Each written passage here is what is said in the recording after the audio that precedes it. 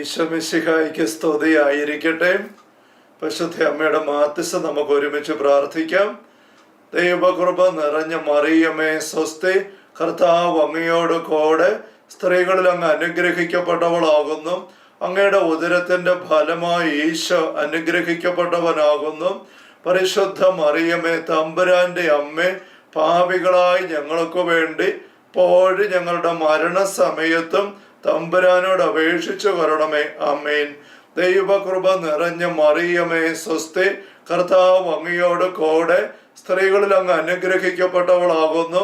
അങ്ങയുടെ ഉദരത്തിന്റെ ഫലമായി ഈശോ അനുഗ്രഹിക്കപ്പെട്ടവനാകുന്നു. പരിശുദ്ധ മറിയമേ തമ്പുരാന്റെ അമ്മേ, പാപികളായി ഞങ്ങൾക്ക് വേണ്ടി ഇപ്പോഴും ഞങ്ങളുടെ മരണസമയത്തും തമ്പുരാനോട് അപേക്ഷിച്ചു കൊള്ളണമേ. ആമേൻ. ദൈവകൃപ നിറഞ്ഞ മറിയമേ സ്വസ്തി, കർത്താവ് അങ്ങയോട് കൂടെ സ്ത്രീകളിൽ അങ്ങ് അനുഗ്രഹിക്കപ്പെട്ടവളാകുന്നു. അങ്ങയുടെ ഉദരത്തിന്റെ ഫലമായി ഈശോ അനുഗ്രഹിക്കപ്പെട്ടവനാകുന്നു. പരിശുദ്ധ മറിയമേ തമ്പുരാന്റെ അമ്മേ, പാപികളായി ഞങ്ങൾക്ക് വേണ്ടി ഇപ്പോഴും ഞങ്ങളുടെ മരണസമയത്തും തമ്പുരാനോട് അപേക്ഷിച്ചു വരണമേ. ആമേൻ. പിതാവിനും പുത്രനും പരിശുദ്ധാത്മാവിനും സ്തുതി, അതിലെ പോലെ ഇപ്പോഴും എപ്പോഴും എന്നേക്കും. ആമേൻ.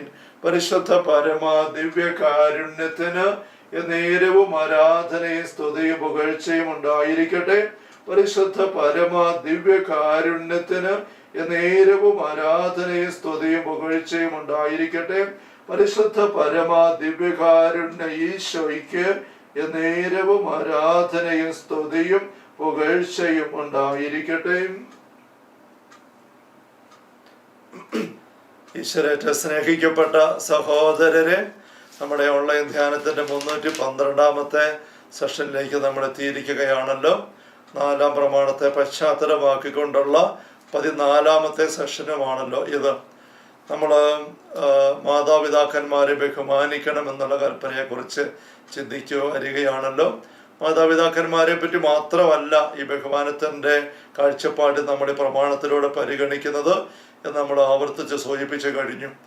നമുക്ക് ഒരു ഗുരുസ്ഥാനത്ത് ദൈവം ആരെയെല്ലാം അധികാര സ്ഥാനത്ത് ആരെയെല്ലാം ദൈവം നമുക്ക് തന്നിട്ടുണ്ടോ അവിടെ എല്ലാം നമ്മളൊരു ബഹുമാനത്തിൻ്റെ മനോഭാവം പുലർത്തണം എന്നാണ് അതുവഴിയായിട്ട് ദൈവം ആഗ്രഹിക്കുന്നത്.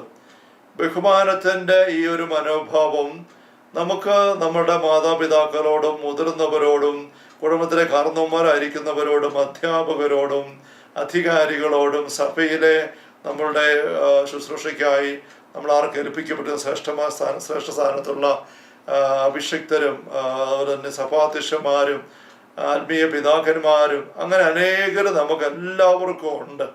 ഈ ബഹുമാനത്തിൻ്റെ കാഴ്ചപ്പാട് നമ്മൾ ശ്രദ്ധിക്കേണ്ടതായിട്ടുള്ളത്. പക്ഷെ ഒരുപാട് അവസരങ്ങളിലും നമുക്ക് അവരെ അങ്ങനെ ബഹുമാനിക്കാൻ പലപ്പോഴും പറ്റാറില്ല.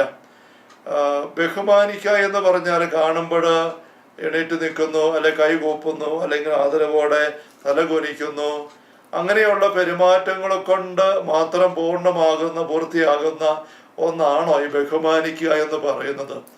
ഇങ്ങനെയുള്ള പല ബാഹ്യമായ ബഹുമാനത്തിൻ്റെ ചേഷ്ടകളും പെരുമാറ്റങ്ങളും ആംഗ്യങ്ങളും ഒക്കെ കാണിക്കുമ്പോഴും ഉള്ളുകൊണ്ട് ബഹുമാനം ഇല്ലാത്ത അവസ്ഥ നമുക്ക് പല ബന്ധങ്ങളിലും പലപ്പോഴും ഉണ്ടാകുന്നുണ്ട്. ഇന്ന് മീഡിയയിലൊക്കെ നോക്കുമ്പോൾ ഇങ്ങനെ ബഹുമാനിക്കേണ്ട ആൾക്കാരെ അപമാനിച്ചും പരിഹസിച്ചും കുറ്റപ്പെടുത്തി നിന്ദിച്ചുമുള്ള ഒരുപാട് പരാമർശനങ്ങളും വിമർശനങ്ങളും സംവാദങ്ങളും എല്ലാം നമുക്ക് നിരീക്ഷിക്കാനായിട്ട് സാധിക്കുന്നു. അത് കുടുംബത്തിനകത്താണേലും പുറത്താണേലും എല്ലാം അങ്ങനത്തെ ഒരു അവസ്ഥ. നമ്മൾ ഈ 4-ാം പ്രമാണം പാലിക്കുന്നൊരു വ്യക്തിയാണോ തമ്പുരാന്റെ മുമ്പിൽ പ്രീതികരമായ രീതിയിൽ എന്ന് ചിന്തിക്കുമ്പോൾ ഒരുപക്ഷെ നമുക്ക് ആദ്യമേ നോക്കാനുള്ളത് ഈശോ എങ്ങനെയാണ് പിതാവിനെ ബഹുമാനിച്ചത് എന്നുള്ളതാണ്. നമ്മൾ കണ്ടുവരുന്ന ഈ ഒരു ധ്യാനം മുഴുവൻ്റെയും അടിസ്ഥാനപരമായ ഒരു കാഴ്ചപ്പാട് സ്വർഗീയ ഭവനത്തിലേക്ക് നമ്മൾ നമ്മൾ തന്നെ ഒരുക്കണം. അതിന് വേദിയാണ് സഭ. ആ സ്വർഗീയ ഭവനത്തിൽ നമ്മൾ എങ്ങനെ ഒരുങ്ങണ്ടെന്നുള്ളത് നമുക്ക് കാണിച്ചു തരാൻ വേണ്ടി ഈശോ ഭൂമിയിലേക്ക് വന്നത്. ഈശോയുടെ സാദൃശ്യത്തിൽ ഈശോയുടെ മാതൃകയിലാണ് നമ്മൾ പിതാവിന് ചേർന്ന മക്കളായിട്ട് അനുരൂപപ്പെട്ട് വരേണ്ടത്. ഈശോയുടെ ആദിജാതൻ. അപ്പൊ ഈശോ പിതാവിനെ എങ്ങനെ ബഹുമാനിക്കുന്നു എങ്ങനെ പിതാവിനെ അവതരിപ്പിക്കുന്നു, പിതാവിനെ എങ്ങനെ സ്നേഹിക്കുന്നു, അതെല്ലാം നമുക്ക് മാതൃകയാണ് എന്ന് നമ്മൾ കണ്ടതാണല്ലോ. അപ്പൊ ഈശോ പിതാവിനെ ബഹുമാനിക്കുന്നു, നമ്മളത് പരിപാലനത്തിൽ കാണുന്നുണ്ട്. ഈ ബഹുമാനത്തിന്റെ അടിയിൽ ഈശോ പിതാവിനെ പറ്റി പുലർത്തിയിരുന്ന ഒരു അടിസ്ഥാന മനോഭാവമുണ്ട്. അത് നമ്മൾ യോഹന്നാന്റെ സുവിശേഷത്തില് 14-ാമത്തെ അധ്യായത്തില് 28-ാമത്തെ തിരുവചനത്തില് നമ്മൾ ഈശോ അതേക്കുറിച്ച് മനോഹരമായിട്ട് പഠിപ്പിക്കുന്നത് നമ്മൾ കാണുന്നുണ്ട്. ഞാൻ പോകുന്നെന്നും വീണ്ടും നിങ്ങളുടെ അടുത്തേക്ക് വരുമെന്ന് ഞാൻ പറഞ്ഞു, നിങ്ങൾ കേട്ടല്ലോ. ഞാൻ നിങ്ങൾ എന്നെ സ്നേഹിച്ചിരുന്നെങ്കിൽ ഞാൻ പിതാവിൻ്റെ അടുത്തേക്ക് പോകുന്നതിൽ ഞാൻ സന്തോഷിക്കുമായിരുന്നു. എന്നിട്ട് ഈശോ പറയുകയാണ്, എന്തെന്നാൽ പിതാവ് എന്നേക്കാൾ വലിയവനാണ്.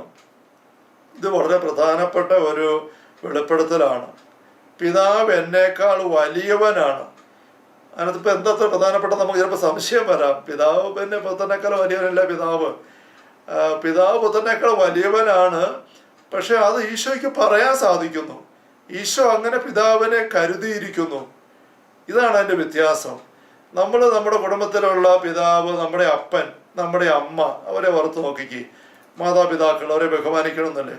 അപ്പം ഇവരെ കുറിച്ച് നമുക്ക് ഈശോ ഈ സ്വർഗീയ പിതാവിനെ കുറിച്ച് പറയുന്നത് പോലെ നമുക്ക് പറയാനായിട്ട് സാധിക്കാറുണ്ടോ, തോന്നാറുണ്ടോ എന്ന് ചിന്തിച്ചു നോക്കണം. നമ്മുടെ ഇച്ചാനെ കുറിച്ച്, പപ്പായെ കുറിച്ച്, ഡാഡിയെ കുറിച്ച്, മമ്മിയെ കുറിച്ച്, അമ്മയെ കുറിച്ച് ആ വ്യക്തി എന്നെക്കാൾ വലിയ വ്യക്തിയാ എന്നുള്ള ഒരു ബോധ്യം ഹൃദയത്തിന്റെ ആഴത്തിൽ വേരൂന്നി നിൽക്കുന്നത് നമ്മൾ എത്ര പേർക്കുണ്ട്?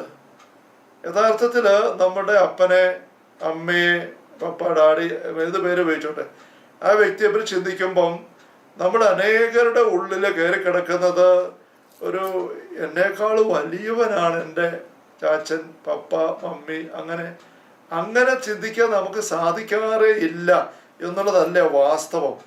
മറിച്ച് ചിന്തിക്കുന്നത് എൻ്റെ അപ്പൻ ഇങ്ങനെ ഒരു മനുഷ്യനായിപ്പോയി, ഇങ്ങനെ ഒരു വിവരമില്ലാത്ത ആളായിപ്പോയി, ഒരു കഴിവില്ലാത്ത ആളായിപ്പോയി, ഇങ്ങനെ ബോധമില്ലാത്ത ആളായിപ്പോയി, എൻ്റെ അമ്മ ഒരു മണ്ടിയായിപ്പോയി, ഇങ്ങനെ എന്തുമാത്രം നമുക്ക് ആ വ്യക്തികൾ നമ്മളെക്കാൾ താഴ്ന്നവരാണ് നമ്മൾ ചിന്തിക്കുന്നുണ്ട്. ഇതൊരു വലിയ അപകടമാണ്. ഇതൊരു വലിയ അപജയമാണ്, ഒരു പൈശാചിക ഭാവമാണ്. ആത്മീയതയിൽ അടിസ്ഥാനപരമായിട്ട് തന്നെ നമ്മൾ അനുവർത്തിച്ചിരിക്കേണ്ട ഒരു മനോഭാവം ഈ അപ്പനെ അമ്മയും മാത്രമല്ല, മറ്റുള്ളവരെല്ലാവരെയും നമ്മളെക്കാൾ വലിയവരായിട്ട് കണക്കാക്കണമെന്നാണ്. ഫിലിപ്പിയ ലേഖനത്തിൻ്റെ 2-ാമത്തെ അധ്യായത്തില് 3-ാമത്തെ തിരുവചനത്തില് നമ്മൾ വായിക്കുന്നുണ്ടല്ലോ, ഓരോരുത്തരും മറ്റുള്ളവരെ തങ്ങളെക്കാൾ വലിയവരായി കണക്കാക്കണം. ഫിലിപ്പിയ 2-ാം അധ്യായം 3-ാം തിരുവചനം, മാത്സര്യമോ വ്യർത്ഥാഭിമാനമോ മൂലം നിങ്ങൾ ഒന്നും ചെയ്യരുത്, മറിച്ച് ഓരോരുത്തരും താഴ്മയോടെ മറ്റുള്ളവരെ തങ്ങളെക്കാൾ ശ്രേഷ്ഠരായി കരുതണം. ഇത് വീടിനകത്ത് അപ്പൻ്റെ അമ്മ അല്ലെങ്കിൽ അധികാരികളുടെ ഭാഗത്ത് സമൂഹത്തിന് നമ്മുടെ നായക സ്ഥാനത്തുള്ളവരുടെ ആ ബന്ധത്തെക്കുറിച്ച് അല്ലേ പറയുന്നത്. ഓർമ്മിക്കണം, മാതാപിതാക്കന്മാരെ ബഹുമാനിക്കുന്നതാണ് നമ്മുടെ കലപ്പനം ചിന്തിക്കുന്നത്. പക്ഷെ ഇവിടെ പരസ്പരമുള്ള സാധാരണ ബന്ധത്തെക്കുറിച്ച് പോലും പറയുമ്പോൾ പരിശുദ്ധാത്മാവ് എന്താ പഠിപ്പിക്കുന്നത്? നിങ്ങൾ ഓരോരുത്തരും താഴ്മയോടെ മറ്റുള്ളവരെ തങ്ങളെക്കാൾ ശ്രേഷ്ഠരായിട്ട് കരുതണം. എന്താ? അവരെ ബഹുമാനിക്കണമെന്നല്ലേ അതിനർത്ഥം. ഇത് നമ്മുടെ എല്ലാ ബന്ധങ്ങളിലും ദൈവമക്കള്, ദൈവജനം പുലർത്തേണ്ട മനോഭാവം ഇതാണ്. ഇതേപ്പറ്റി തന്നെ പറയുമ്പോൾ റോമാലേഖനത്തില് 12-ാമത്തെ അധ്യായത്തില് നമ്മൾ വായിക്കുകയാണ്, പരസ്പരം ബഹുമാനിക്കുന്നതിൽ നമ്മൾ മുന്നിട്ട് നിൽക്കണം. റോമാലേഖനത്തിൻ്റെ 12-ാമത്തെ അധ്യായത്തില് 10-ാമത്തെ തിരുവചനം, റോമ 12:10, നിങ്ങൾ അന്യോന്യം സഹോദര തുല്യ സ്നേഹിക്കുവിൻ, പരസ്പരം ബഹുമാനിക്കുന്നതിൽ ഓരോരുത്തരും മുന്നിട്ട് നിൽക്കുവിൻ. മനസ്സിലായോ? ഓരോരുത്തരും മുന്നിട്ട് നിൽക്കണം. മറ്റേ വ്യക്തി എന്നെ ബഹുമാനിക്കുന്നതിനേക്കാൾ കൂടുതൽ ഞാൻ ആ വ്യക്തിയെ ബഹുമാനിക്കണം. ഇതൊരു ഷോയുടെ, പ്രദർശനത്തിൻ്റെ, പ്രകടനത്തിൻ്റെ വിഷയമല്ല. ആത്മീയതയിൽ ഷോയും പ്രദർശനവും പ്രകടനവും ഒന്നുമില്ല. ആത്മീയത ജീവിതത്തിൻ്റെ ആഴത്തിൽ, ഹൃദയത്തിൻ്റെ അടിത്തട്ടിൽ നിന്ന് പൊങ്ങി വരുന്ന കാര്യങ്ങളാണ്. പുറവും അകവും ഒരുപോലെ. അതാണല്ലോ ആത്മീയതയുടെ ഒരു ശൈലി. കപടതയില്ല, മുഖംമൂടിയില്ല, അഭിനയമില്ല, പരമാർത്ഥത. ഉള്ളിലെന്തോ അത് പുറത്ത്, അതേ എന്നുള്ളപ്പോൾ അതെ, അല്ല എന്നുള്ളപ്പോൾ അല്ല. അത് പിന്നെ നമ്മുടെ വിവേകത്തോടു കൂടി ചില അവസരങ്ങളിലൊക്കെ നമ്മൾ വിശദമായിട്ട് സംസാരപരമായിട്ട് നിയന്ത്രിക്കണം. പക്ഷേ നമ്മൾക്കൊരു അഭിനയമില്ല, കപടതയില്ല. അതാണ് എൻ്റെ വ്യത്യാസം. അപ്പോൾ ഈ പരസ്പരം ബഹുമാനിക്കുന്നതിൽ ഓരോരുത്തരും മുന്നിട്ട് നിൽക്കണം. മറ്റേ വ്യക്തി എന്നെ ബഹുമാനിക്കുന്നതിനേക്കാൾ കൂടുതൽ ആ വ്യക്തി ഞാൻ ബഹുമാനിക്കണം. ഇതാണ് ആത്മീയ ശൈലി. ക്രൈസ്തവ സ്നേഹത്തിൻ്റെ ശൈലി ഇതാണ്. റോമാലേഖനത്തിൻ്റെ ഈ ഒരു അധ്യായം നമുക്കറിയാം. ക്രിസ്തുവിൽ നവജീവിതം. ഈശോയിലേക്ക് വന്ന ദൈവജനം, ദൈവമക്കളായി തീർന്നവര് എങ്ങനെയാണ് അവരുടെ നോർമലായിട്ടുള്ള സാധാരണയായിട്ടുള്ള സമൂഹ പരസ്പര ബന്ധം, സഭാ ജീവിതത്തിന്റെ പരസ്പര ബന്ധ മേഖലയിൽ എങ്ങനെ പെരുമാറണം, ഇതാ പറഞ്ഞിരിക്കുന്ന വിസ്തർമ്മവേദന ഉപദേശം. അപ്പം പരസ്പരം ബഹുമാനിക്കാൻ വേണ്ടിട്ട് തരും. അപ്പൊ അപ്പുറത്ത് നമ്മൾ ഫിലിപ്പിയ ലേഖനത്തിൽ കണ്ട 2-ാമത്തെ അധ്യായത്തില് ഓരോരുത്തരും മറ്റുള്ളവരെ തങ്ങളെക്കാൾ ശ്രേഷ്ഠരായി കരുതണം. ഇത് നമുക്ക് എന്തുമാത്രം ഉണ്ട്. നമ്മളെക്കാൾ ശ്രേഷ്ഠതയിൽ കാണുന്നില്ലാത്ത ഒരു വ്യക്തിയെ ഒരിക്കലും ബഹുമാനിക്കുകയില്ല. ശരിയാണോ? Hallelujah, hallelujah. നമ്മളുടെ അധികാര സ്ഥാനത്തോ അല്ലെങ്കിൽ മാതാപിതാക്കളുടെ സ്ഥാനത്തോ നമുക്ക് ലഭിച്ചിരിക്കുന്ന, നമ്മൾ ബഹുമാനിക്കേണ്ടതായ പല വ്യക്തികളെയും നമുക്ക് ബഹുമാനിക്കാൻ സാധിക്കുന്നില്ലാത്ത എന്തുകൊണ്ടാണ്? അവരെ നമ്മളെക്കാൾ മോശക്കാരായിട്ട് കരുതുന്നു, നമ്മളെക്കാൾ താഴ്ന്നവരായിട്ട് കരുതുന്നു. പ്രഭാഷകന്റെ പുസ്തകത്തില് 3-ാമത്തെ അധ്യായത്തില് നമ്മൾ വായിക്കുന്നുണ്ടല്ലോ, മാതാപിതാക്കളോടുള്ള കടമകളെ കുറിച്ചുള്ള മനോഹരമായ പ്രതിപാദനമാണ്. അത് 3-ാമത്തെ അധ്യായം 1 മുതൽ അങ്ങോട്ട് വളരെ മനോഹരമായിട്ട് പറഞ്ഞിരിക്കുകയാണ്. അവിടെ ഈ ബഹുമാനിക്കണം എന്നുള്ളൊരാശയം എന്തുമാത്രമാണ് ആവർത്തിച്ച് പറയുന്നത്. ഒരു 6 പ്രാവശ്യം തന്നെ ആ വാക്യങ്ങളെല്ലാം, കുഞ്ഞുങ്ങളെ നിങ്ങളുടെ പിതാവായ എൻ്റെ വാക്ക് കേൾക്കുവിൻ, സുരക്ഷിതരായിരിക്കുന്നത് പ്രവർത്തിക്കുവിൻ. 2-ാം വാക്യം, മക്കൾ പിതാവിനെ ബഹുമാനിക്കണമെന്ന് കർത്താവ് ആഗ്രഹിക്കുന്നു. മക്കൾ പിതാവിനെ മാതാവിനെ എപ്പോഴും ഒരുമിച്ച് കണ്ടു, തിരിച്ചു മറിച്ച് പറയുന്നെങ്കിൽ പോലും ബഹുമാനിക്കുന്ന കർത്താവ് ആഗ്രഹിക്കുന്നു. 3-ാം വാക്യം, പിതാവിനെ ബഹുമാനിക്കുന്നവൻ തന്റെ പാപങ്ങൾക്ക് പ്രായശ്ചിത്തം ചെയ്യുന്നു. പിതാവിനെ ബഹുമാനിക്കുന്നവൻ. വീണ്ടും പറയുകയാണ് 5-ാം വാക്യം, പിതാവിനെ ബഹുമാനിക്കുന്നവനെ അവൻ്റെ മക്കൾ സന്തോഷിപ്പിക്കും. പിതാവിനെ ബഹുമാനിക്കുന്നവനെ അവൻ്റെ മക്കൾ സന്തോഷിപ്പിക്കും, അവൻ്റെ പ്രാർത്ഥന കർത്താവ് കേൾക്കും. 6-ാം വാക്യത്തിൽ പറയാണ്, പിതാവിനെ ബഹുമാനിക്കുന്നവൻ ദീർഘകാലം ജീവിക്കും. അതാ കൽപ്പനയ്ക്കകത്ത് തന്നെ ഉള്ളതാണ്, ദീർഘകാലം ഭൂമി ജീവിക്കാൻ നീ മാതാപിതാക്കന്മാരെ ബഹുമാനിക്കുക. 6-ാം വാക്യത്തിൽ പറയുന്നത് പിതാവിനെ ബഹുമാനിക്കുന്നവൻ ദീർഘകാലം ജീവിക്കും, വാഗ്ദാനം പറഞ്ഞിരിക്കുകയാണ്. വീണ്ടും 8-ാം വാക്യം, പിതാവിനെ വാക്കിലും പ്രവൃത്തിയിലും ബഹുമാനിച്ച് അവൻ്റെ അനുഗ്രഹത്തിന് പാത്രമാവുക. 5-ാം പ്രാവശ്യം പറയാണ്, പിതാവിനെ വാക്കുകൊണ്ട് ബഹുമാനിക്കണം. അപ്പാ, ചാച്ചാ, ഇച്ചാച്ച, ആദരവോടെ ബഹുമാനത്തോടെ വിളിക്കാൻ, സംബോധന ചെയ്യാൻ, സംസാരത്തിൽ ആ ബഹുമാനം വരണം. ബഹുമാനമില്ലാത്ത സംസാരം, പെരുമാറ്റം ഉണ്ടാവരുത്. അതുപോലെ തന്നെ പ്രവൃത്തിയിലും, വാക്കുകൊണ്ട് മാത്രം പ്രവൃത്തിയിലും ആ അപ്പന് ബഹുമാനം കൊടുക്കത്തക്ക രീതിയിലായിരിക്കുന്ന പ്രവർത്തനം മുഴുവനും. അങ്ങനെ ആവർത്തി പറഞ്ഞിരിക്കുകയാണ്. വീണ്ടും 11-ാം വാക്യം, പിതാവിനെ ബഹുമാനിക്കുന്നവൻ മഹത്വം ആർജിക്കുന്നു. അപ്പം ഇത് ആവർത്തിച്ച് പറയുകയാണ്, ബഹുമാനിക്കുന്ന മഹത്വം ആർജിക്കുന്നു. വീണ്ടും 13-ാം വാക്യത്തില് ഒരു അപകട സാധ്യത അല്ലെങ്കിൽ ഒരു പോരായികയുടെ സാധ്യത ചൂണ്ടിക്കാണിക്കുകയാണ്. പിതാവിന് അറിവ് കുറവാണെങ്കിലും സഹിഷ്ണുത കാണിക്കുക, നീ എത്ര ബലവാനാണെങ്കിലും അവനെ നിന്ദിക്കരുത്. നമുക്ക് പലപ്പോഴും പോരായ്മ വരുന്നതായിട്ട് നമ്മൾ കാണുന്ന ഒരു മേഖല ഇതാണ്. അപ്പന് നമ്മുടെ മക്കളുടെ അത്ര അറിവില്ല. പലപ്പോഴും അത് സാധ്യത അങ്ങനെയാണ്. കാരണം 2 തലമുറയാണ്. ഓരോ തലമുറ കഴിയുമ്പോഴും അറിവിൻ്റെ ലോകം ഒരുപാട് വളർന്നുകൊണ്ടാണ് ഇരിക്കുന്നത്. കഴിഞ്ഞ തലമുറയിൽ ഉണ്ടായിരുന്ന ആളുകൾ പള്ളിക്കൂടത്തിൽ പഠിച്ച കാര്യങ്ങളല്ല പിറ്റത്തെ തലമുറയിലെ കുഞ്ഞുങ്ങൾ പള്ളിക്കൂടത്തിൽ പഠിച്ച് സ്കൂളിൽ പഠിച്ച് കയറി വരുന്നത്. ഇപ്പോഴും സ്കൂളിൽ പഠിക്കുന്ന കുഞ്ഞുങ്ങൾ പഠിക്കുന്ന കാര്യങ്ങൾ ഈ കുഞ്ഞുങ്ങളുടെ മക്കളുടെ തലമുറയിലേക്ക് വരുമ്പോഴേക്കും അവർ പഠിക്കാൻ ആരംഭിക്കാനും പോകുന്നത് ഒത്തിരി വ്യത്യസ്തമായ വേറെ തലമായിരിക്കും. അപ്പം ഇപ്പോഴത്തെ മക്കള് അവരുടെ അപ്പനെ അമ്മയെ നോക്കി വെച്ചിട്ട് നിങ്ങൾക്ക് എന്നെ അറിയാം. ഇപ്പം മൊബൈൽ ഫോണും ഐപാഡും കമ്പ്യൂട്ടറും ഇതൊക്കെ ഇപ്പോഴത്തെ പിള്ളേർക്ക് നല്ല ശീലമാണ്. പക്ഷെ തൊട്ട് മുമ്പത്തെ തലമുറ, ഞങ്ങളുടെയൊക്കെ തലമുറയിൽ ഈ ഫോണും മൊബൈൽ ഫോൺ എന്നൊക്കെ പറയുന്ന ഫോൺ പോലും ഇല്ലായിരുന്നു. കാരണം നമ്മൾക്കാർക്ക് അറിയാം, ഫോണ് പോലും ഇല്ല. മൊബൈൽ ഫോൺ എന്ന് പറയുന്നതൊക്കെ എത്ര, അതുപോലെ കമ്പ്യൂട്ടർ, ഐപാഡ്, ഇങ്ങനെയുള്ള IT ഫീൽഡിൻ്റെ ഈ കാര്യങ്ങൾ ഇതൊന്നും അറിയത്തില്ല. പക്ഷെ ഇന്നത്തെ കൊച്ചു കുഞ്ഞുങ്ങൾ ഐപാഡുമായിട്ട് തോണ്ടി തോണ്ടി 1 വയസ്സുള്ളപ്പോൾ തന്നെ 2 വയസ്സുള്ളപ്പോൾ തന്നെ പെരുമാറി വരുന്നത്. ചിലപ്പോഴൊക്കെ യാത്ര ചെയ്യുമ്പോൾ, എനിക്ക് ട്രെയിനെ യാത്ര ചെയ്ത് വരുമ്പോൾ അപ്പുറത്തിരിക്കുന്ന ഒരു കുടുംബം, യാത്ര ചെയ്യുന്ന കുടുംബം, ആ കുടുംബത്തിന് കൊച്ചിൻ്റെ കയ്യിലൊരു ഐപാഡ്, ആ കൊച്ചിനൊരു 1.5 വയസ്സേ കാണുള്ളൂ, 1.5-2 വയസ്സ്. ആ കൊച്ച് അപ്പൻ്റെ ഐപാഡ് എടുത്തിട്ട് അതേലിങ്ങനെ തുറന്നിട്ട് അത് തോണ്ടുന്നു, കളിക്കുന്നു.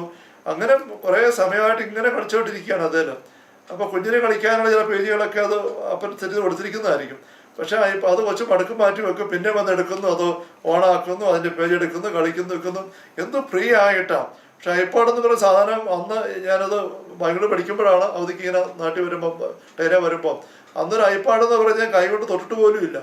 അത് എന്നാ എനിക്ക് അറിഞ്ഞുകൂടാ. ഈ ഐപാഡ് കാണുമ്പോൾ ഇത് എന്നാ അതിനകത്ത് അറിഞ്ഞുകൂടാ, ഇതിൻ്റെ ഉപയോഗം എന്താ, ഇത് ഒന്നും അറിഞ്ഞുകൂടാ 50 വയസ്സുള്ള എനിക്ക്. അപ്പം ഇവിടെ 2 വയസ്സുള്ള കുഞ്ഞ് അത് എത്ര എളുപ്പത്തിൽ ഉപയോഗിക്കുന്നു. ഇങ്ങനെയുള്ള തലമുറകൾ തമ്മിലുള്ള അന്തരം എന്ന് പറയുന്നത് ഇപ്പം നമ്മുടെ കാരണവന്മാർക്ക് അറിയില്ലാത്ത ഒത്തിരി കാര്യങ്ങൾ നമുക്കറിയാം. അതുകൊണ്ട് അവരൊന്നും ബോധമില്ലാത്തവരാ. അങ്ങനെ ഈ നമ്മുടെ തലമുറയും മുമ്പ് തലമുറയും തമ്മിൽ മാത്രമുള്ള വ്യത്യാസം അല്ലെന്ന് നമ്മൾ അറിയണം. എല്ലാ തലമുറകളും തമ്മിൽ ഇങ്ങനത്തെ അന്തരമുണ്ട്. ഇപ്പോഴത്തെ ഈ തലമുറയുടെ കുഞ്ഞുങ്ങൾ സൂചിപ്പിച്ച പോലെ അവർ ഭംഗി വരുമ്പോൾ അവർ കാരണവന്മാരായിരിക്കുന്ന ഇവരെ നോക്കിയിട്ട് പറയും, നിങ്ങൾക്ക് എന്നാ ബോധം, നിങ്ങൾക്കൊന്നും അറിയത്തില്ല. അതുപോലെയുള്ള അന്തരം ഓരോ തലമുറ തമ്മിലുണ്ട്. അതുകൊണ്ട് ഈ അറിവ് കുറവാണെങ്കിലും എന്ന് പറയുന്നത് ഒരിക്കലും നിന്ദിക്കാനുള്ളൊരു വിഷയമായിട്ട് മാറ്റരുത്. അറിവ് കുറവ് അല്ലെങ്കിൽ ബലം കുറവ്, 2 കാര്യം ഇവിടെ പ്രഭാഷകൻ 3:13 പറയുന്നത്. അവൻ അറിവ് കുറവാണെങ്കിലും സഹിഷ്ണുത കാണിക്കുക, നീ എത്ര ബലവാനാണെങ്കിലും അവനെ നിന്ദിക്കരുത്, പരിഹസിക്കരുത്. ബാംഗ്ലൂരായിരിക്കുമ്പം അവിടെ ഞങ്ങൾ പഠിക്കുന്ന ആ സെമിനാരിയിൽ ഒരു മീറ്റിംഗ് നടക്കുമ്പോൾ അവിടെ പ്രസംഗത്തിനായിട്ട് മെയിൻ റിസോഴ്സ് പേഴ്സണായിട്ട് വന്നത് ബാംഗ്ലൂർ ക്രൈസ്റ്റ് കോളേജിൻ്റെ പ്രിൻസിപ്പാള് ആയിരിക്കുന്ന ഒരു തോമസ് അച്ഛനാണ്. അച്ഛന് വന്ന് ക്രൈസ്റ്റ് കോളേജ് നമുക്കൊരു 10,000 കണക്കിന് കുഞ്ഞുങ്ങൾ പഠിക്കുന്ന, യുവജനങ്ങൾ പഠിക്കുന്ന ബാംഗ്ലൂരത്തെ വളരെ പ്രശസ്തമായ ഒരു കോളേജ്, യൂണിവേഴ്സിറ്റി. അപ്പോൾ അതിൻ്റെ എല്ലാ ചുമതലക്കാരൻ്റെ വലിയ സംവിധായകനും എല്ലാമായിട്ട് നിന്ന അച്ഛനാണ് വർഷങ്ങൾ, തോമസ് അച്ഛന്. അപ്പോൾ അച്ഛൻ ഇങ്ങനെ ഞങ്ങളുടെ അടുത്ത് വന്ന് ഇങ്ങനെ പങ്കുവെച്ചപ്പം കോളേജിൻ്റെ പശ്ചാത്തലത്തിൽ പറഞ്ഞു, യുവതലമുറ പഠിക്കുന്ന പിള്ളേർ അവരുടെ മുമ്പിൽ പലപ്പോഴും അനുഭവപ്പെടുന്ന ഒരു ബുദ്ധിമുട്ട്, അവർ നോക്കുമ്പോൾ ഞങ്ങളൊക്കെ പ്രായം ചെന്നവരാണ്, പ്രായം ചെന്ന ആൾക്കാർ 10, 55, 60 ഒക്കെ വയസ്സായി.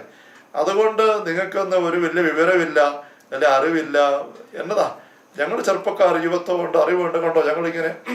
അങ്ങനത്തെ ഒരു രീതി പലപ്പോഴും പെരുമാറ്റത്തിന് പ്രകടമാകുന്നുണ്ട് പുതുതലമുറയുടെ ഭാഗത്തുനിന്ന് എന്ന് അച്ഛൻ ഇങ്ങനെ പറയുകയാണ്. ഇന്നലെ അച്ഛൻ വളരെ നർമ്മത്തോടുകൂടെ ഒരു കാര്യം കൂട്ടിച്ചേർത്ത് പറഞ്ഞു, തമാശയായിട്ട് പറഞ്ഞതെങ്കിലും. പക്ഷെ ഇതെല്ലാം കേൾക്കുമ്പോൾ ഒരൊറ്റ ആശ്വാസമുണ്ട്. എന്താണെന്ന് വെച്ചാൽ അവരും പ്രായമായി വന്നുകൊണ്ടിരിക്കുക, അവരും പ്രായമായി വരിക. ഇപ്പോൾ സ്റ്റാഫിലുള്ളവർ, കടന്നു വരുന്ന പുതിയ സ്റ്റാഫ്, അവർ ചില ചെറുപ്പക്കാർ കടന്നു. പക്ഷേ വർഷങ്ങൾ കഴിയുമ്പം ഇത് നനയ്ക്കാൻ തുടങ്ങുന്നു, ചുടുകുകൾ വീഴുന്നു, അസുഖങ്ങളാകുന്നു. ഇതേ പ്രായത്തിൽ കയറി വന്നുകൊണ്ടിരിക്കുക. അച്ഛനത് പറഞ്ഞത് ഈ പ്രായത്തിന് മുന്നോട്ട് പോവുക എന്ന് പറയുന്നത് എല്ലാവർക്കും ഉള്ള അനുഭവമാണ്. തലമുറ, പുതിയ തലമുറ, കുറച്ച് പഴയ തലമുറയാകും, പിന്നെ പഴഞ്ച തലമുറയാകും. അപ്പം ഈ അറിവ് കുറവായിരിക്കുന്നു, ബലം കുറവായിരിക്കുന്നു. ഇത് നമ്മൾ കാരണന്മാരെ നോക്കുമ്പം എല്ലാ തലമുറകളിലും നമുക്ക് അനുഭവപ്പെടുന്ന ഒരു കാര്യം, ഇതൊരു യാഥാർത്ഥ്യമാണ്. പിള്ളേർ വളർന്നു വരുമ്പോൾ എപ്പോഴും കാരണന്മാരെക്കാളും അറിവുള്ളവരും വിദ്യാഭ്യാസമുള്ള രോഗപരിചയമുള്ളവരായിട്ട് മാറും. ഇന്നത്തെ കുഞ്ഞുങ്ങളെ, ചെറുപ്പക്കാർ എന്തുമാത്രം ഇൻ്റർനാഷണലായിട്ട് യാത്ര ചെയ്യുന്നു, വിദേശ നഗരങ്ങളിൽ പോയി പഠിക്കുന്നു. അതേസമയം തൊട്ട് പുറത്ത് തലമുറ നോക്കിയാൽ അവർ വിദേശ രാജ്യത്ത് പോയ ഒരു ചുരുക്കം വരെ ഉള്ളൂ, അല്ല അങ്ങനെ യാത്ര പോയി ചുരുക്കം വരെ ഉള്ളൂ. പക്ഷെ ഇന്ന് എന്തുമാത്രം അവസരങ്ങളാണ്. ഒറ്റയ്ക്ക് ഫ്ലൈറ്റിൽ കയറി വിദേശ രാജ്യങ്ങളിൽ പോയി അവിടെ ജോലി ചെയ്ത് ഒറ്റയ്ക്ക് തിരിച്ചു വരുന്ന, അങ്ങനെയൊക്കെ നമ്മുടെ കൊച്ചു പെൺകുട്ടികളും ഈ ചെറുപ്പക്കാരും ഒക്കെ അങ്ങനെ അതുപോലെ അറിവും പരിചയം എല്ലാം ആയിക്കഴിഞ്ഞു. അതൊന്നും പഴയ തലമുറയ്ക്കില്ല.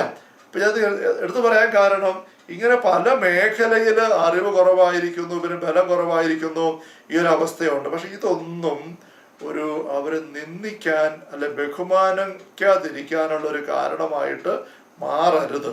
നമ്മൾ പറഞ്ഞു ഈശോ പിതാവിനെ പറ്റി പറഞ്ഞു, എൻ്റെ പിതാവ് എന്നേക്കാൾ വലിയവനാണ്. നമ്മൾ പറയും പിന്നെ പിതാവായ ദൈവമല്ലേ ഈശോ പുത്രനായ ദൈവം. പക്ഷെ അവിടെയും ദൈവം രണ്ട് വ്യക്തികൾ തുല്യരാണ്. നമ്മൾ അതേപ്പറ്റി അല്പം ചിന്തിച്ചിട്ടുണ്ട്. ഏകസത്തയാണ്, ഒരേ സ്ഥാനമാണ് തൃത്വത്തിലെ മൂന്ന് വ്യക്തികൾക്കും. ആരാ വലിയവൻ ചെറിയതിന് വ്യത്യാസമില്ല. പിന്നെ റോള് കൊണ്ട് വരുമ്പോൾ പിതാവ് പുത്രൻ പരിശുദ്ധാത്മാവ് മൂന്ന് വ്യക്തികളുണ്ട്. ആ റോള് വെച്ചുകൊണ്ട് പുത്രൻ പിതാവിന് വിധേയപ്പെട്ട് കീഴ്പ്പെട്ട് ആയിരിക്കുന്നു. അപ്പോൾ പുത്രൻ പിതാവിനെ ബഹുമാനിക്കുന്നു, അതുപോലെ തന്നെ പിതാവ് പുത്രനെയും ബഹുമാനിക്കുന്നു. അതോർത്ത് നോക്കിക്കേ, പിതാവ് പുത്രനെ ബഹുമാനിക്കുന്നു. യോഹന്നാൻ സുവിശേഷം നമ്മൾ വായിക്കുന്നുണ്ട്, പിതാവ് ആദരിക്കുന്ന വ്യക്തിയായിട്ട് ഈശോ തന്നെ കാണിച്ചു തരുന്നുണ്ട്. യോഹന്നാൻ സുവിശേഷം 5-ാമത്തെ അധ്യായത്തിൽ സൂചിപ്പിച്ചല്ലോ, 23-ാം വാക്യം, പിതാവിനെ ആദരിക്കുന്ന പോലെ തന്നെ എല്ലാവരും പുത്രനെയും ആദരിക്കേണ്ടതിനാണത്. അപ്പോൾ പുത്രനും പിതാവ് ഒരുപോലെ ആദരിക്കപ്പെടുന്ന ഈശോ ആഗ്രഹിക്കുന്നു, പിതാവ് അത് ആഗ്രഹിക്കുന്നു, പിതാവ് ക്രമീകരിച്ചിരിക്കുന്നു പറയുകയാണ്. ഇനി പിതാവ് പുത്രനെ മഹത്വപ്പെടുത്തും, പിതാവ് പുത്രനെ മഹത്വപ്പെടുത്തും. അത് ബഹുമാനിക്കുന്നതിന് മനോഹരമായൊരു പങ്കുവെക്കലാണല്ലോ, മഹത്വപ്പെടുത്തും. നമ്മൾ യോഹന്നാന്റെ സുവിശേഷത്തില് 12-ാമത്തെ അധ്യായത്തില് ഇപ്പോൾ എൻ്റെ ആത്മാവ് അസ്വസ്ഥമായിരിക്കാൻ എന്ത് പറയേണ്ട പിതാവ്, ഈ മണിക്കൂർ തന്നെ രക്ഷിക്കണമേ, ഇതിനു വേണ്ടിയാണ് ഇതിലേക്ക് വന്നിരിക്കുന്നത് എന്ന് പറഞ്ഞിട്ട് ഈശോ ഞെരുക്കം പറഞ്ഞ് പ്രാർത്ഥിക്കുന്നത് നമുക്കറിയാം. 22-ാം ഭാഗത്ത് തുറന്ന് പ്രാർത്ഥിക്കുകയാണ്, പിതാവേ അങ്ങയുടെ നാമത്തെ മഹത്വപ്പെടുത്തണമേ. അപ്പോൾ സ്വർഗത്തിൽ സ്വരമുണ്ടായി, ഞാൻ മഹത്വപ്പെടുത്തിയിരിക്കുന്നു, ഇനിയും മഹത്വപ്പെടുത്തും. അങ്ങയുടെ നാമത്തെ മഹത്വപ്പെടുത്തണമേ. അപ്പോൾ പുത്രൻ പിതാവിനെ മഹത്വപ്പെടുത്തുകയാണ്.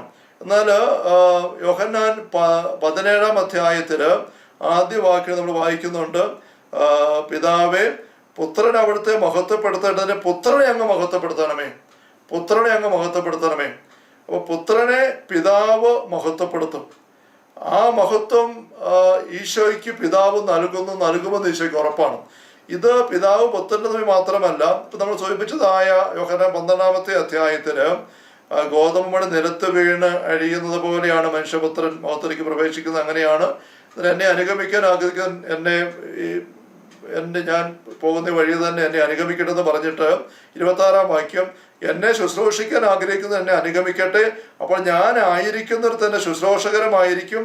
എന്നെ ശുശ്രൂഷിക്കുന്നവനെ പിതാവ് ബഹുമാനിക്കും, എന്നെ ശുശ്രൂഷിക്കുന്നവനെ പിതാവ് ബഹുമാനിക്കും. പിതാവ് ഈശോയെ ബഹുമാനിക്കുന്നു, മഹത്വപ്പെടുത്തുന്നു. ഈശോ പിതാവിനെ തീർച്ചയായിട്ടും പിതാവ് ഈശോയെ ബഹുമാനിക്കുന്നു, മഹത്വപ്പെടുത്തുന്നു. പിതാവ് നമ്മളെയും ബഹുമാനിക്കും എന്ന് ഈശോ പറയുകയാണ്. ഈശോ കാണിച്ചു തരുന്ന സ്വർഗോന്മുഖമായ പാതയിലൂടെ പിതാവിന് ചേർന്ന മക്കളായിട്ട് നമ്മൾ രൂപാന്തരപ്പെട്ട് കയറി ചെല്ലുമ്പോൾ പിതാവ് നമ്മളെ പോലും ബഹുമാനിക്കുമെന്ന് ഈശോ പറഞ്ഞിരിക്കുന്നു. നമ്മുടെ സ്റ്റെഫാനോസിന്റെ മരണരംഗം വായിക്കുമ്പോൾ അപ്പോസ്തല പ്രവർത്തനം 7 അവിടെ കല്ലെറിഞ്ഞ് കൊല്ലപ്പെടുന്ന സ്റ്റെഫാനോസ് സ്വർഗത്തിലേക്ക് നോക്കുമ്പോൾ ഈശോ പിതാവിന്റെ വലതുഭാഗത്ത് എണീറ്റ് നിൽക്കുന്നതായിട്ട് കാണുന്നു. അതേപോലെ പിതാക്കന്മാർ പറഞ്ഞ വ്യാഖ്യാനം, ഈശോ സ്റ്റെഫാനോസിനെ ബഹുമാനിച്ചുകൊണ്ട് എണീറ്റ് നിൽക്കുക, സ്വീകരിക്കാൻ സ്വർഗത്തിലേക്ക് ഇപ്പൊ തന്നെ വരാൻ പോകും, സ്വീകരിക്കാൻ. അതിനോട് എണീറ്റ് നിൽക്കുകയാണ് ഈശോ. Hallelujah, hallelujah, hallelujah. ഈ ബഹുമാനം എന്ന് പറയുന്നതിൻ്റെ അടിയിലുള്ള ഒരു ചൈതന്യം എന്താണ് നമ്മൾ ചിന്തിച്ചു വരികയാണ്. അപ്പോൾ നിങ്ങൾ പരസ്പരം ബഹുമാനിക്കുന്നതിന് മുന്നിട്ട് നിൽക്കണം. അതെങ്ങനെ സാധിക്കുന്നു? ഓരോരുത്തരും മറ്റവരെ തങ്ങളെക്കാൾ ശ്രേഷ്ഠരായിട്ട് കണക്കാക്കണം. അപ്പോൾ ഇത് നമ്മൾ പറയുകയുണ്ടായ പരസ്പരമുള്ള എല്ലാ ബന്ധങ്ങളും ഇത് പ്രസക്തമാണ്. അപ്പം ഈ ഒരു ശൈലി ഏതാണ്? ശ്രേഷ്ഠത, മറ്റേ വ്യക്തിയിലെ ശ്രേഷ്ഠത നമ്മൾ തിരിച്ചറിയുക. അതിൽ നിന്നാണ് നമുക്ക് ബഹുമാനം ഉണ്ടായി വരേണ്ടത്. ഈശോ പിതാവിനെ കുറിച്ച് പറഞ്ഞു, പിതാവ് എന്നേക്കാൾ വലിയവനാണ്. ഇനി യോഹന്നാൻ സുവിശേഷത്തിലെ 10-ാമത്തെ അധ്യായത്തില് മറ്റൊരു വചനം നമ്മൾ വായിക്കുമ്പോൾ 29-ാമത്തെ വചനം അത് വായിക്കുമ്പോൾ ഈശോ പറയുകയാണ്, പിതാവ് എല്ലാവരെയും വലിയവനാണ്. യോഹന്നാൻ 10:29 ആടുകളെ പറ്റി പറയുമ്പോഴാണ്, അവയെ എനിക്ക് നൽകിയ എൻ്റെ പിതാവ് എല്ലാവരെയും വലിയവനാണ്. സ്നേഹമുള്ള സഹോദരങ്ങളെ, നമ്മൾ ഈ ഒരു സെഷനിൽ നമ്മൾ ഇതൊരു അടിസ്ഥാന ചിന്തയാണ്. ഈ ബഹുമാനിക്കുക എന്ന് പറയുന്നതിൻ്റെ അടിയിലുള്ളത് ഏത് വ്യക്തിയെ നമ്മൾ ബഹുമാനിക്കാൻ കടപ്പെട്ടിരിക്കുന്നുവോ ആ വ്യക്തി നമ്മളെക്കാൾ ശ്രേഷ്ഠതയുള്ള ആളാണെന്ന് നമുക്ക് ഉള്ളിൻ്റെ ഉള്ളിൽ അംഗീകരിക്കാൻ, അത് ബോധ്യത്തിലെടുക്കാൻ നമുക്ക് സാധിക്കണം. എങ്കിലേ ആ ഒരു ശ്രേഷ്ഠതയുടെ മുമ്പിൽ നമുക്ക് ആദരവോടെ ഭവ്യതയോടുകൂടെ ആയിരിക്കാനായിട്ട് സാധിക്കുകയുള്ളൂ. അപ്പോൾ ഈ സെഷനിൽ നമുക്ക് നമ്മുടെ അപ്പനമ്മമാരെ കുറിച്ച് ചിന്തിക്കുക. അവരോട് ഉള്ള എൻ്റെ മനോഭാവം എന്നതാണ്? എന്നേക്കാൾ എന്തുമാത്രം ശ്രേഷ്ഠതയുള്ള വ്യക്തിയാണ് എൻ്റെ അപ്പൻ, എൻ്റെ ഡാഡി, എൻ്റെ പപ്പ, ചാച്ചൻ, ഇച്ചാച്ചൻ. അങ്ങനെ ഒരു ചിന്ത ആത്മാർത്ഥമായിട്ട് നമുക്ക് പരമാർത്ഥതയിൽ എനിക്കുണ്ടെങ്കിൽ നമുക്ക് തിരിച്ചറിയാനായിട്ട് പറ്റുന്നുണ്ടോ? അമ്മയെക്കുറിച്ചും അത് തന്നെ. ഈശോയ്ക്ക് തൻ്റെ പിതാവിനെ കുറിച്ച് ഉണ്ടായിരുന്നു, എന്നേക്കാൾ വലിയവനാണ്, എല്ലാവരെയും വലിയവനാണ്, എല്ലാവരെയും വലിയവനാണ്. Hallelujah, hallelujah, hallelujah. ഇങ്ങനെ പറയുമ്പം നമ്മുടെ മനസ്സിൽ പല ചിന്ത കയറി വരും. വെച്ചാൽ എൻ്റെ ചാച്ചൻ, എൻ്റെ പപ്പ, മമ്മി, ഈ അച്ഛനെ പറയുന്ന പോലെ ഒന്നും പറയാൻ പറ്റുന്ന ആളല്ല. എന്നുവെച്ചാൽ ഭയങ്കര എന്നതാ കഴിവുകേടും വൃത്തികേടും ഉത്തരവാദിത്വം ഇല്ലായ്മയും എല്ലാം ഉള്ള ഒരു മനുഷ്യനാണ്, ഒരു വ്യക്തിയാണ്. പിന്നെ എങ്ങനെ എനിക്കങ്ങനെ ചിന്തിക്കാൻ പറ്റുന്നത്? സ്നേഹമുള്ള സഹോദരങ്ങളെ, അവരിലെ കുറവുകളും പോരായ്മകളും നോക്കിയിട്ടല്ല നമ്മൾ അവരിലെ ശ്രേഷ്ഠത കണ്ടെത്തേണ്ടത്. നമ്മളപ്പുറത്ത് കണ്ടില്ലേ അപ്പസ്തലൻ പറയുന്നത്, ഓരോരുത്തരും മറ്റുള്ളവരെ തങ്ങൾക്ക് ശ്രേഷ്ഠരായിട്ട് കരുതണം. ഓരോരുത്തരും മറ്റുള്ളവരെ തങ്ങൾക്ക് ശ്രേഷ്ഠരായിട്ട് കരുതണം. എന്നിട്ട് പരസ്പരം ബഹുമാനിക്കുന്നത് മുന്നിട്ട് നിൽക്കണം. ഇത് പരസ്പരമുള്ള സാധാരണ സഹോദര ബന്ധത്തിലുള്ള കൽപ്പനയാണ്. അപ്പം അതിൻ്റെ അധികമായിട്ട് നമ്മൾ നമ്മുടെ മാതാപിതാക്കളെ ആ രീതിയിൽ കാണേണ്ടതാണ്. അപ്പം അവരിലെ നന്മ നമുക്ക് തിരിച്ചറിയാനായിട്ട് സാധിക്കണം. അതിന് പകരം അവരിലെ തിന്മയാണോ നമ്മൾ കാണുന്നത്? ഇവിടെ ഇപ്പം തന്നെ കണ്ട പ്രഭാഷകൻ 3 അവന് അറിവ് കുറവായിരിക്കാം, ബലം കുറവായിരിക്കാം, പക്ഷെ നിന്ദിക്കരുത്, അപമാനിക്കരുത്, വേദനിപ്പിക്കരുത്. അപ്പൊ അറിവുണ്ടോ, ബലമുണ്ടോ, പുണ്യമുണ്ടോ, കഴിവുണ്ടോ എന്ന് നോക്കിയിട്ടല്ല നമ്മൾ നമ്മുടെ അപ്പനെ, പിതാവിനെ അല്ലെങ്കിൽ മാതാവിനെ ബഹുമാനിക്കണോ വേണ്ടോ തീരുമാനിക്കേണ്ടത്. ആ വ്യക്തി എൻ്റെ അപ്പനാണ്, അതുകൊണ്ട് ആ വ്യക്തി എനിക്ക് എത്രയോ ശ്രേഷ്ഠനാണ്, ദൈവസ്ഥാനത്താണ്.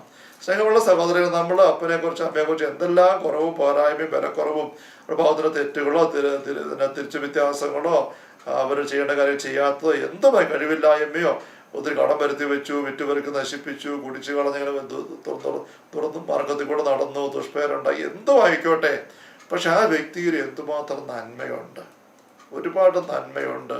ആ നന്മയൊന്ന് കാണാനും തിരിച്ചറിയാനുമുള്ള ഒരു കണ്ണ് നമുക്ക് വേണം. എൻ്റെ അപ്പൻ എന്ന് പറയുമ്പം ആ അപ്പൻ്റെ നന്മ. നമ്മൾ നേരത്തെ ഒരിക്കൽ നോഹയുടെ പുത്രന്മാര്, നോഹ മദ്യപിച്ച് ലക്ക് കെട്ട് വിവസ്ത്രനായി നഗ്നനായിട്ട് കിടക്കുമ്പോൾ മക്കളത് കാണുന്ന രംഗം നമ്മൾ വചർമിക്കുന്നുണ്ടല്ലോ.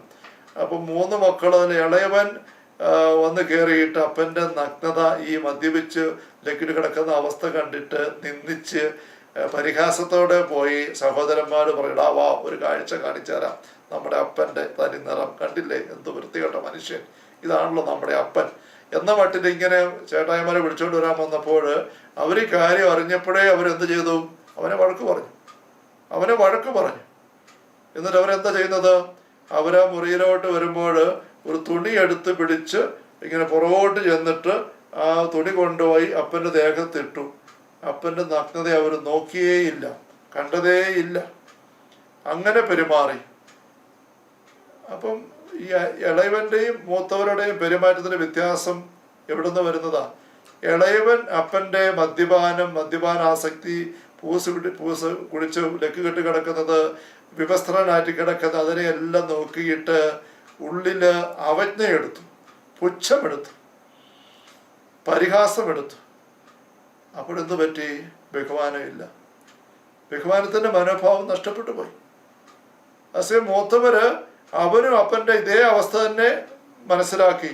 അവൻ മദ്യപിച്ചു, ഓവറായിട്ട് മദ്യപിച്ചു, ലക്ക് കേട്ട് കിടക്കുന്നു, വസ്ത്രമില്ലാതെ നഗ്നനായിട്ട് കിടക്കുന്നു.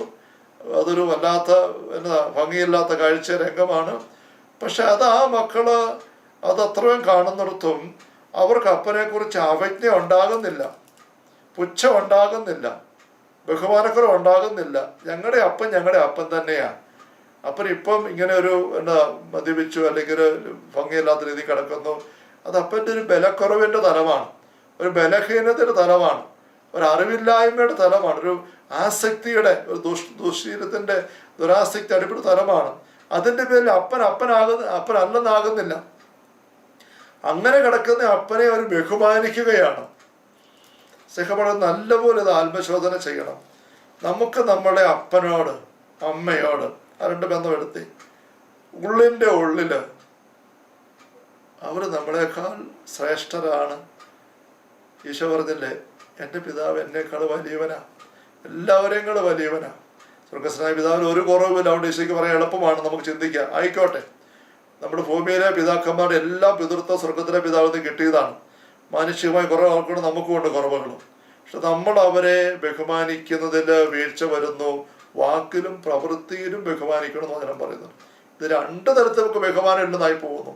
വാക്കുകൊണ്ട് അപ്പനോട് നമ്മൾ സംസാരിക്കുമ്പോൾ പരുഷമായിട്ട് സംസാരിക്കുന്നു, കുറ്റപ്പെടുത്തി സംസാരിക്കുന്നു, നിന്ദിച്ചുകൊണ്ട് സംസാരിക്കുന്നു, അരിശപ്പെട്ട് സംസാരിക്കുന്നു, ചിലപ്പോൾ ചീത്ത പൊടിച്ചുകൊണ്ട് സംസാരിക്കുന്നു. ഇത് വരുന്നത് എന്തുകൊണ്ടാണ്? അപ്പനിലെ ചില കുറവുകളിലേക്ക് നമ്മൾ നോക്കിയിട്ട് വിധിക്കുന്നു, കുറ്റപ്പെടുത്തുന്നു, അവജ്ഞ എടുക്കുന്നു. അമ്മയുടെ പ്രതി ഇത് തന്നെ സംഭവിക്കുന്നു.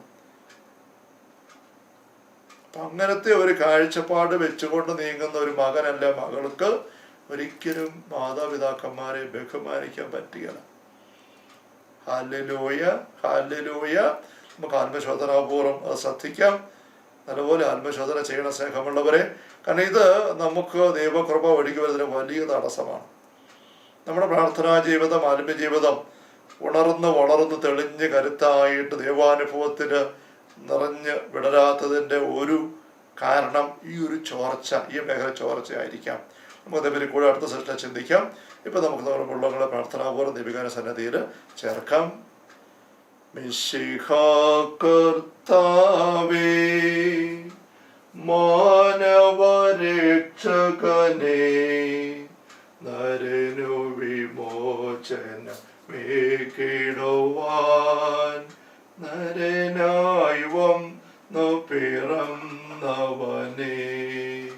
മിശിഹാ കർത്താവേ, മാലാഖമാരുത്തു ഞങ്ങൾ പാടിപ്പുകഴ്ത്തുന്നു നിന്നെ, മാലാഖമാരുത്തു ഞങ്ങൾ പാടിപ്പുകഴ്ത്തുന്നു നിന്നെ, പരിശുദ്ധൻ പരിശുദ്ധൻ കർത്താവേ നീ പരിശുദ്ധൻ, പരിശുദ്ധൻ പരിശുദ്ധൻ കർത്താവേ നീ പരിശുദ്ധൻ, മിശിഹാ കർത്താവേ.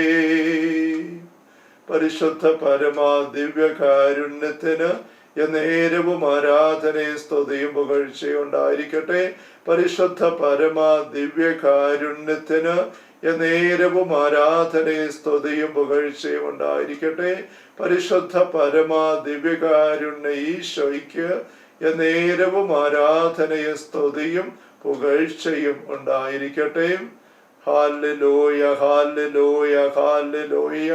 ആരാധന ആരാധന ആരാധന, നന്ദി സ്തുതി മഹത്വം, ആരാധന സ്തുതി മഹത്വം, ആരാധന സ്തുതി മഹത്വം. Hallelujah, hallelujah, hallelujah.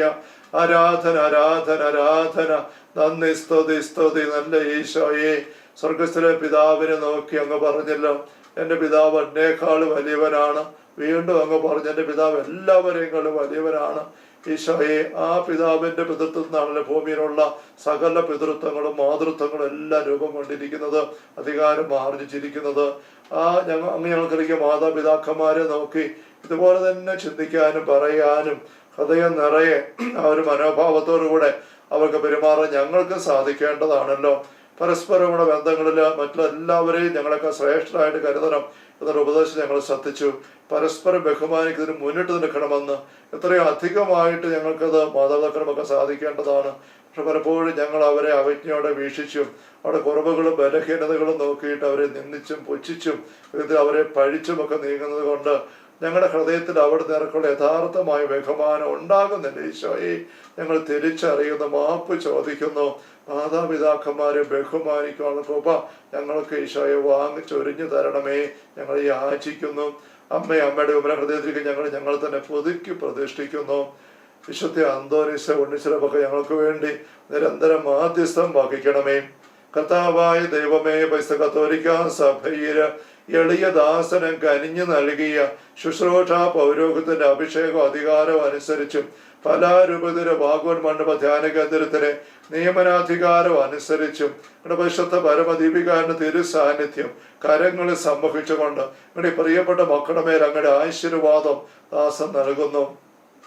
കർത്താവ് യേശുമിശിഹായുടെ സമൃദ്ധമായ കൃപയും അനുഗ്രഹങ്ങളും പിതാവായ ദൈവത്തിന്റെ അവർണ്ണനീയമായ സ്നേഹവും പരിശുദ്ധാത്മാവായ ദൈവത്തിന്റെ നിരന്തരമായ സാന്നിധ്യ സഹവാസവും സ്നേഹമുള്ള സഹോദരങ്ങൾ നാം ഓരോരുത്തരോടും കൂടെ എല്ലാ പ്രിയപ്പെട്ടവരോടും നിയോഗ മേഖലകളോടും വളരെ പ്രത്യേകമായി ലോകവ്യാപകമായ പ്രാർത്ഥന വലയിറക്കി ഈശോയ്ക്കൊപ്പം ദൈവരത്തേക്ക് ശേഖരിക്കാനായിട്ട് WWPN കൂട്ടാൻ അണിയാതിരിക്കുന്ന സഹോദരൻ ഓരോരുത്തരുടെ മേൽ 100 ഇരട്ടിയായിട്ടും ഉണ്ടായിരിക്കട്ടെ, ഇപ്പോഴും എപ്പോഴും എന്നേക്കും.